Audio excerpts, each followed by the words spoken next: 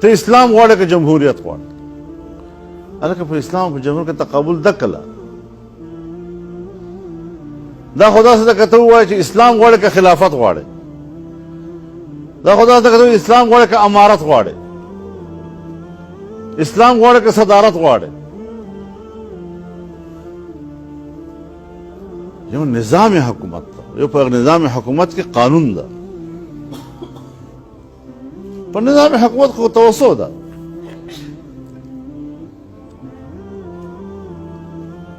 او په ډېرو اجتماعي امورو کې، ملي او قومي امورو کې معاملات قوم ته تفویض شوي دي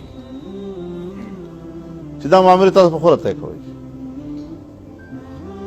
حضرت ابوبکر صدیق رضی اللہ تعالیٰ عنہ انتخاب په یوه طریقه، د حضرت عمر فاروق رضی انتخاب په بله طریقه، د حضرت عثمان انتخاب په بله طریقه، د حضرت علی انتخاب په بله طریقه. په خلافت راشده کې هر خلافت انتخاب له بل نه مختلف دی. ان امور مفوض دي قوم ته، دغه زمانه خلکو ته. نو په پاکستان کې موږ حضرات والله اختیار کړی. لفظ جمهور دا د اسلام اصطلاح ده او ټول نه زیاته جمهور اصطلاح فقهاو استعمال کړی ده.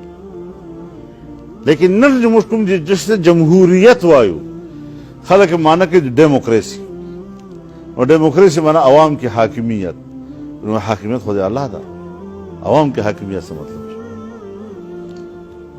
نو که عوام کی حاکمیت هغه د مغرب او د یورپ تصور وي نو بیا خو مسترده ده، بیا خو هیڅ قابل قبول نه ده. نو په هر ملک کې جمهوریت خپل یو نظام ده. په امریکا کې خپل نظام ده، په ایران کې خپل نظام ده، په برطانیه کې خپل نظام ده، په هندوستان کې خپل نظام ده.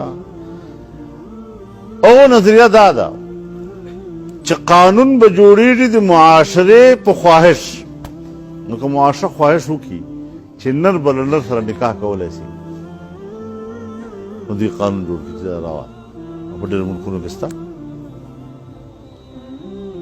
لیکن په پاکستان کې چې کوم آئین لیکلی ده هغې کې لیکلي چې حاکمیت اعلی به د الله رب العالمین وي. او موږ به خپله انفرادي او اجتماعي زندگی د قرآن و سنت تعلیماتو مطابق تیرو.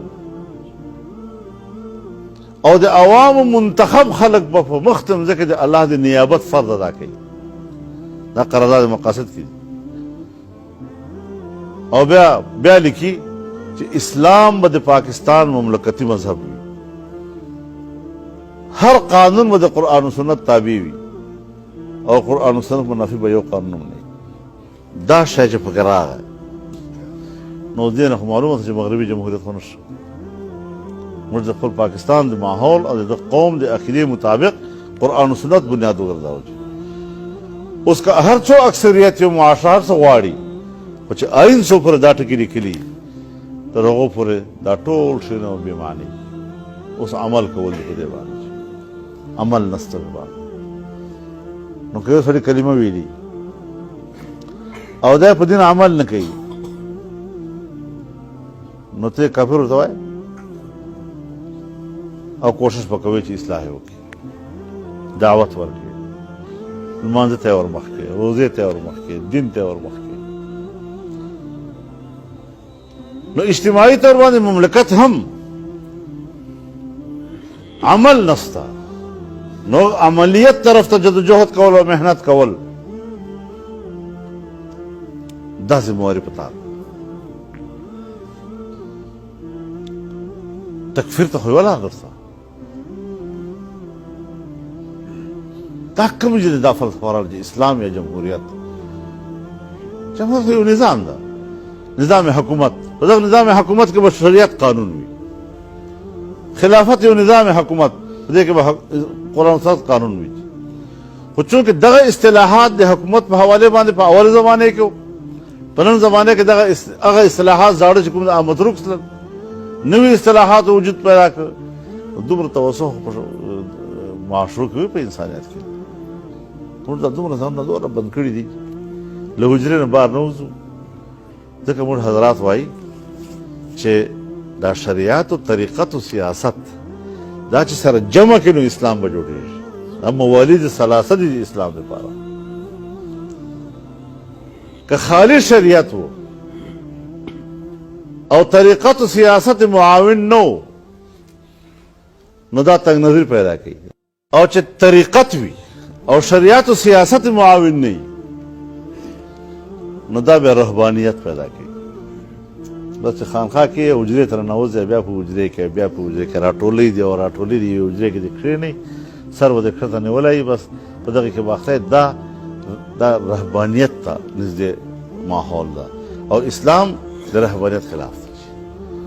اخلو حجرې نه وځي کور ته، کور نه وځي محلې ته، محلې نه وځي شهر ته، شهر نه وځي صحرا ته، صحرا نه وځي غرو ته، په سمندرونو باندې حکومت، په غرونو حکومت ټول پیدا کېږي. ولقد کرمنا بني آدم وحملناهم في البر والبحر ورزقناهم من الطيبات.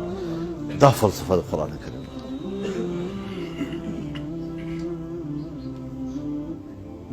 ځکه چې دا تش صوفي نه په شریعت خبرې نه په سیاست خبرې، او چې صرف سیاست وي او شریعت و طریقت معاون نه وي بیا دا تکبر پیدا کوي. دا سیاستدان بحث چې وي دا ډېر متکبرین وي. بلکې دا له شریعت نه نه حاصل وي. دغه طریقت نه دا تش په مادیاتو باندې یقین لري، صرف اقتدار او حکومت او منافع د ځان رسوي. دغه تکبر پیدا کېږي. او چې دا ټول سره په لګډ وي دا اعتدال پیدا کېږي. په روش کې اعتدال پیدا کوي، په منهج کې اعتدال پیدا کوي. موږ ته دغه مقصود ده. دا د جمعیت علما اسلام هغه مناهج دي چې هغه کافرونو موږ ته منتقل شوي. نو دا یو څو مجلسونه ما په خپل ذهن کې وم او چې تاسو خدمت کې هم ظاهر کوم. کېدای شي د علماو په دې باندې تحفظات وي نو بیا مې چې په خبر کي نو یو خو له فرقهواریت نه ځان وژغورئ. جمعیت علما اسلام له دغو شیونو ځانونه ژغورلی دي.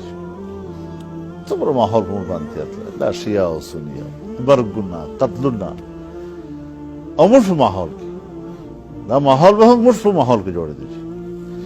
لیکن جمعیت علما اسلام ځان نه پې ولاړه، په هغه وخت کې مشکل عبور کړ، تکلیف راغی په موږ باندې، موږ معطل شو په هغه وخت کې. لیکن موږ هغو سره مفاهمت په دغه انداز منهج باندې نه کوو. چې هغه ماحول ختم شو بیا جمعیت ته بیا خلک هغه ماحول جوړ شي واپس دوباره.